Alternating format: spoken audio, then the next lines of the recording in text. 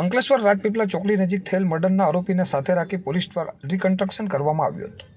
અંકલેશ્વરના ગળખોલ ગામ પાસે ખંડેર ઇમારત પાસેથી મળેલ યુવાનના મૃતદેહના ગુનાનો ભેદ પોલીસે ઉકેલી નાખ્યો હતો। ભંગાર વીણીને પેટી રડતો યુવાન અજાણ્યા યુવાનને પોતાની સાથે ખંડેર બિલ્ડિંગમાં લાવ્યો હતો, જ્યાં બંને વચ્ચે જમવા બાબતે તકરાર થતાં તેણે અજાણ્યા યુવાનના માથામાં બૂથડ પદાર્થ મારી હત્યા કરી નાખી હતી અને બાદમાં મૃતદેહને ઉપરના માળેથી નીચે ફેંકી દીધો હતો। આ કૃત્યને અંજામ આપનાર આરોપી રાજુ સાકેટની ધરપકડ કરવામાં આવી છે। બીજી તરફ મૃતક યુવાન કોણ છે તેની તપાસ હાથ ધરવામાં આવી હતી। પોલીસે મધ્યપ્રદેશના રાજુ સોક્ટને ઝડપી પાડ્યો હતો। તેની આખરી પૂછપરછ કરવામાં આવતા હત્યાના દિવસે જ તેને અજાણ્યો યુવાન મળતા થોડી વાતચીત બાદ સાથે લઈ ગયો હતો। ત્યાં સામાન્ય તકરારમાં રાજુ સોક્ટે તેનું ધીમ ડાળી દીધું હતું। અંતરે ઉલ્લેખનીય છે કે પોલીસ આરોપીની ધરપકડ કરી છે, પણ સૌથી મોટો પડકાર હવે મૃતક ઇસમ કોણ છે, તે ક્યાંથી આવ્યો હતો, તેના પરિવારજનો છે કે કેમ જેવા સવાલના જવાબો શોધવા માટે મૃતદેહના ફોટા તેમજ તેની ઓળખ માટેના કેટલાક શારીરિક નિશાન સાથે તપાસ શરૂ કરવામાં આવી છે।